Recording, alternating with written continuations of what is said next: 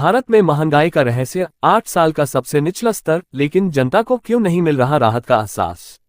नमस्कार दोस्तों, अनुराग मिश्रा नाम है हमारा। आज हम एक ऐसे इकोनॉमिक फैक्ट की बात करेंगे जो आपको चौंका सकता है। अगर आप भारत में किसी से पूछेंगे महंगाई कैसी चल रही है, तो 90% लोग कहेंगे बहुत ज्यादा है। सब्जी लेने जाओ, दूध खरीदो, इलाज कराओ, बच्चों की पढ़ाई, हर जगह जेब ढीली हो रही है। लेकिन ताज़ा सरकारी आंकड़े कुछ और ही कहानी बता रहे हैं। जुलाई 2025 में भारत का रिटेल इन्फ्लेशन यानी कंज्यूमर प्राइस इंडेक्स CPI महज 1.5% पर आ गया है और ये पिछले 8 साल का सबसे निचला स्तर है। इतना ही नहीं, फूड इन्फ्लेशन यानी खाने पीने की चीजों के दाम तो नेगेटिव में चले गए हैं, मतलब औसतन कीमतें घटी हैं। अब सवाल है, आखिर ये हुआ कैसे और फिर भी लोगों को क्यों नहीं लग रहा कि महंगाई कम हुई है। आइए इसे स्टेप बाय स्टेप समझते हैं। 1. CPI क्या होता है। CPI मतलब कंज्यूमर प्राइस इंडेक्स, यानी वो इंडिकेटर जो यह मापता है कि आम जनता को रोजमर्रा के सामान और सेवाओं के लिए कितना खर्च करना पड़ रहा है। इसमें गुड्स और सर्विसेज दोनों शामिल होते हैं, जैसे खाना, कपड़े, बिजली, मकान का किराया, हेल्थ केयर, एजुकेशन आदि। CPI के डेटा को भारत में ministry of statistics and programme implementation MOSPI हर महीने जारी करती है। RBI यानी रिजर्व बैंक ऑफ इंडिया का टारगेट होता है कि CPI 2% से 6% के बीच रहे। CPI में सबसे ज्यादा वेटेज है फूड और बेवरेजेस 45%, हाउसिंग 10%, फ्यूल और लाइट 6.8%, क्लोथिंग और फुटवेयर 6.5%। यानी अगर खाने पीने की कीमतें गिरती हैं तो CPI भी तेजी से गिरता है। 2025 का इन्फ्लेशन ट्रेंड। 2021 से 2023 तक CPI अक्सर 6% से ऊपर रहा। सितंबर 2023 के बाद इसमें गिरावट शुरू हुई और जुलाई 2025 में आकर ये 1.5% रह गया। इतना कम CPI पिछली बार जून 2017 में देखा गया था, तब 1.46% था। मुख्य वजह फूड इन्फ्लेशन -1.76%, यानी सब्जियां, दालें, अनाज, चीनी जैसी चीजें औसतन सस्ती हुई। 3. CPI और WPI में अंतर। CPI गुड्स और सर्विसेज दोनों को गिनता है।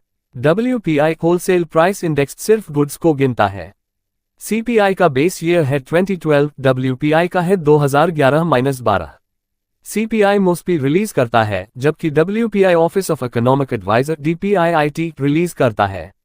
4. महंगाई कम दिखने के पीछे का असली कारण बेस इफेक्ट। जब हम कहते हैं कि जुलाई 2025 में महंगाई 1.5% है, तो इसकी तुलना जुलाई 2024 से की जाती है। पिछले साल जुलाई में फूड प्राइस बहुत ज्यादा थे, 5% जोड़ CPI। इसलिए इस साल भले कीमतें थोड़ी ही बढ़ी हो, लेकिन परसेंटेज ग्रोथ कम दिखाई दे रही है। इसी को कहते हैं बेस इफेक्ट। 5. हेडलाइन बनाम कोर इन्फ्लेशन। हेडलाइन इन्फ्लेशन कुल CPI 1.5%। कोर इन्फ्लेशन CPI में से फूड और फ्यूल हटा देने पर बचा डेटा।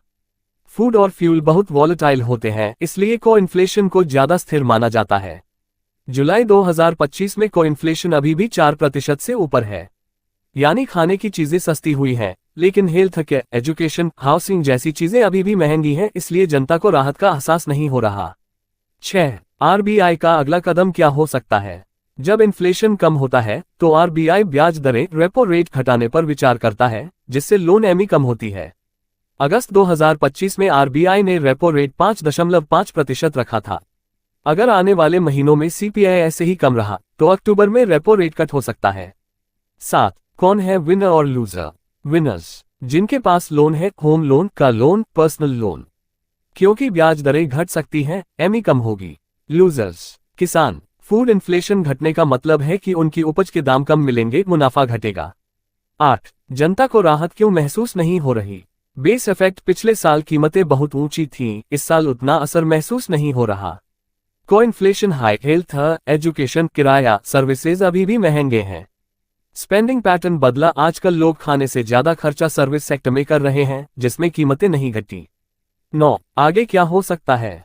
मॉनसून और खरीफ क्रॉप। अगर बारिश सही रही और फसल अच्छी हुई तो खाने की चीजें सस्ती रहेंगी।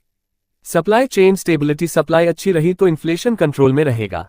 Global oil prices, petrol diesel महंगा हुआ तो CPI पर दबाव बढ़ सकता है। 10. निष्कर्ष। जुलाई 2025 का CPI डेटा दिखाता है कि भारत में महंगाई 8 साल के न्यूनतम स्तर पर है, लेकिन कोर इन्फ्लेशन अभी भी ऊंचा है और महंगाई का असर लोगों की जेब पर बना हुआ है।